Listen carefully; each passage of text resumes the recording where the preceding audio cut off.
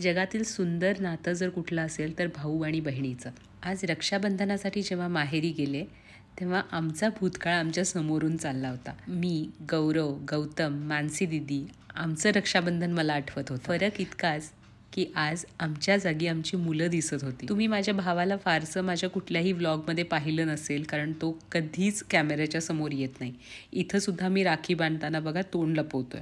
असं म्हणतात की बहिणीचं नातं म्हणजे आईच्या प्रेमासारखं असतं. पण इथं मात्र जेव्हा जेव्हा मला गरज पडली तेव्हा अगदी माझ्या वडिलांच्या बरोबरीनं माझ्या पाठीशी उभारलेला हा माझा भाऊ. कोण म्हणतं की बहीणच फक्त आईसारखं प्रेम करते?